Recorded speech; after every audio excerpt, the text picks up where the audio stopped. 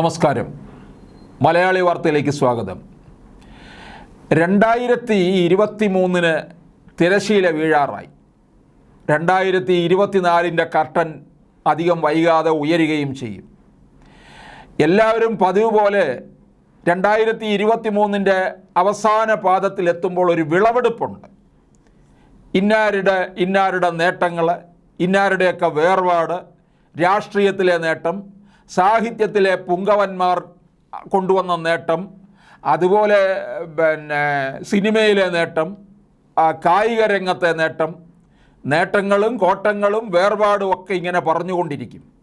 പിന്നെ നമ്മുടെ കാരണഭൂതനും സംഘവും ഈ 2023 കൂട്ടിച്ചേർക്കാനായിട്ട് ഈ കേരളം മുഴുവൻ തെണ്ടി നടന്ന ചരിത്രവുമുണ്ട്. വടക്ക് നിന്ന് തെക്കോട്ടെടുത്ത കഥ പറയാനുമുണ്ട്. രണ്ടാം പിണറായി സർക്കാർ അധികാരത്തിൽ വന്നു, അതും ചരിത്രത്തിൽ രേഖപ്പെടുത്തി. അങ്ങനെ കാരണഭൂതൻ വീണ്ടും ചരിത്രത്തിൽ ഇടം പിടിക്കുകയാണ്. 2026 തികയ്ക്കില്ല എന്നാണ് ചിലർ പറയുന്നത്. അപ്പോൾ അതും ചരിത്രത്തിൽ ഇടം നേടും. രണ്ടാം കമ്മ്യൂണിസ്റ്റ് മന്ത്രിസഭയ്ക്ക് പൂർണ്ണസമയം തുടരാനായിട്ട് സാധിച്ചില്ല എന്നുള്ളതും വരും. പക്ഷേ എല്ലാവരും, എല്ലാ മാധ്യമങ്ങളും നേട്ടങ്ങളും കോട്ടങ്ങളും ഒക്കെ വലിയ വീമ്പിളക്കിക്കൊണ്ട് പോകുമ്പോൾ അവരൊക്കെ പറയാതെ പോകുന്ന ഒരുപാട് കാര്യങ്ങളുണ്ടാകും. ഇവിടെ പാവം പിടിച്ച മനുഷ്യർക്ക് ക്ഷേമ പെൻഷൻ കിട്ടാതെ മാസങ്ങളോളം തെരുവിൽ തെണ്ടി നടന്ന കാര്യങ്ങൾ, അതൊന്നും ആരും പറയത്തില്ല. ക്ഷേമ പെൻഷൻ കിട്ടാത്തതിനും അതിൽ പ്രതിഷേധിക്കാനും വേണ്ടി ഒറ്റയാൾ പട്ടാളം രംഗത്തിറങ്ങി. അതാരാണ്? മറിയക്കുട്ടി തന്നെ. നമ്മുടെ അടിമാലിയിലെ മറിയക്കുട്ടി തൻ്റെ ഇടത്തോടുകൂടി ആർജവത്തോടുകൂടി പിച്ചച്ചട്ടിയും എടുത്ത് തെരുവിലിറങ്ങി യാചിച്ചു.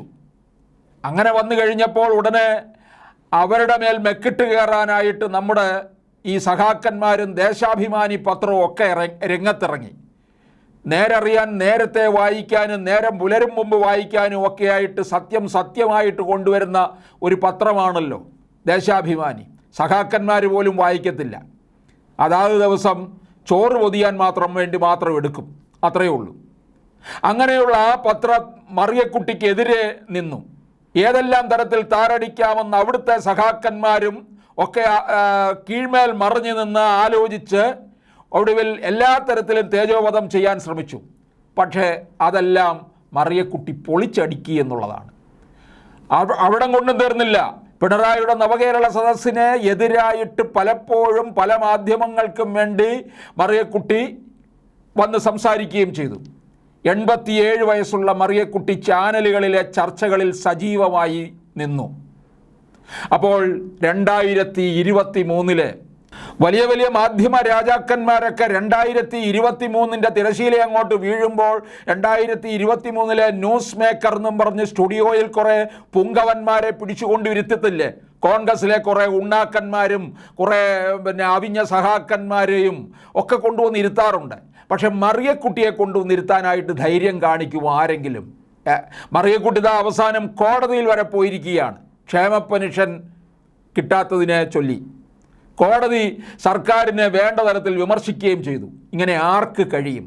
അപ്പോൾ യഥാർത്ഥ ന്യൂസ് മേക്കർ 2023 മറിയക്കുട്ടി തന്നെയാണ്.